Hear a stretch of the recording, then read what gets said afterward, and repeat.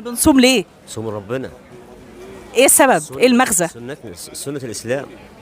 عشان يعني تعرف الفقراء مثلا يتحملوا ازاي، تعرف تتحمل ازاي.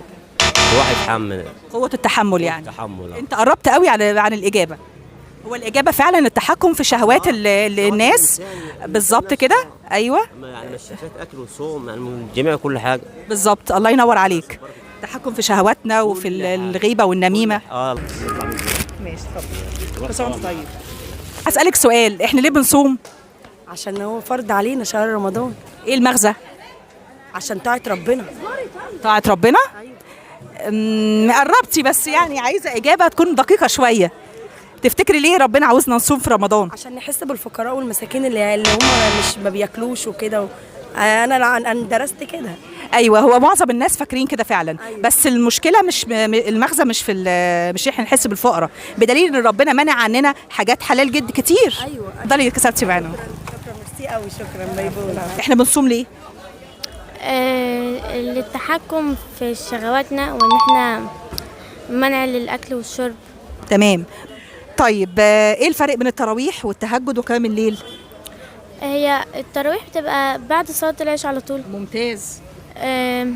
وقيام الليل بيبقى قبل تلت الليل. ممتد لحد الفجر. تمام. التهجد اكيد بتسمعيه في المساجد. تمام. بيبقى الثلث الاخير من الليل على الساعه 12 بالليل كده تقريبا. طيب، فزتي معانا. اتفضلي. ايه يا حبيبي؟ اتفضلي يا جميل. حلو قوي اللون ده حلو قوي، كشمير. ماشي. اسالك سؤال، ايه الفرق بين التراويح والتهجد وقيام الليل؟ والله التراويح ديت سنة عن النبي عليه الصلاة والسلام. فرق غير التهجد ده بينه وما بين ربنا. أما التراويح بالنسبة عشان هي سنة عن النبي محمد عليه الصلاة والسلام، عليه أفضل الصلاة والسلام. صلاة التراويح عشان كده. تمام. ده الفرق في كده. والتوقيت ان دوت يعني في فترة مثلا صحيان للناس وكده. أما التهجد بينه وما بين ربنا فقط لا غير.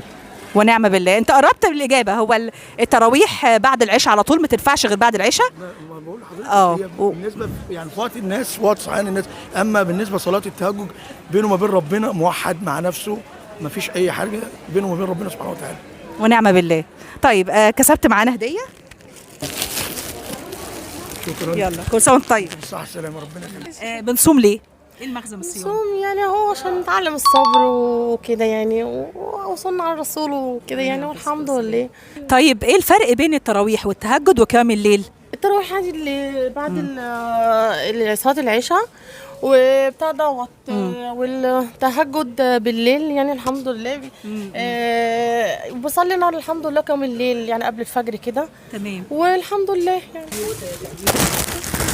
شكرا يا حبيبتي. العفو يا قمر. يخليكي، يلا رمضان خير عليكم وعلينا يا رب. امين يا رب. كل سنه وانت طيبه. طيبه يا حبيبتي. ايه الفرق بين التراويح والتهجد وقيام الليل؟ هي التراويح بتبقى بعد صلاة العشاء، وبتبقى 8 ركعات، وممكن لو حب يزيد ممكن نزيد عادي. التهجد بيبقى ما بين يعني قبل بعد التراويح بشوية. برافو. والقيام الليل؟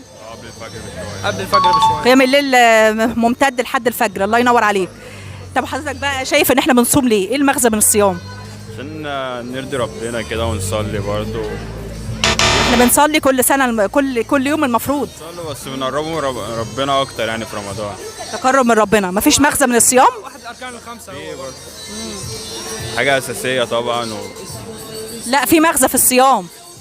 ربنا عاوز يعلمنا حاجه في الصيام ويدربنا عليها. على الصبر. بالظبط. بالظبط على الصبر، وان احنا نتحكم في شهواتنا ورغباتنا.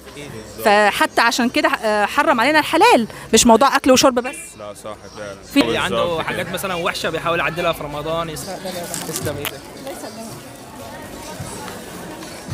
اتفضل. كل سنه وانتم طيبين. ايوه يا رب، شكرا ليك. العفو يا فندم. احنا بنصوم ليه؟ ايه المغزى من الصيام؟ عبادة لله، وده فرض من الأركان الإسلام الخمسة، ركن من أركان الإسلام. الله ينور عليك. ايه المغزى؟ ربنا عاوز يعلمنا ايه فيه يعني؟ الصبر. الصبر. واي حاجه وحشه تبقى مننا احنا. لا طبعا. الشر من انفسنا والخير من عند الله. ونعم بالله. طيب عايز اعرف الفرق بين التراويح والتهجد وقيام الليل. التراويح هتبقى بعد صلاة العشاء مباشرة، التهجد في الوتر الأخير من الليل. تمام. ممكن من الساعة 12 لحد قبل الفجر. ممتاز. واي ركعه عادي؟ ممكن عدد. عدد الركعات ده حسب بقى قوه البني ادم. تمام. يعني وقيام 8 الليل؟ بقى قيام الليل 8 ركعات و2 شفا واحده وقت. تمام، ممتده لحد الفجر. لحد الفجر. كل سنه وانت طيب. سنه طيبه. وانت طيب. ربنا يخليك.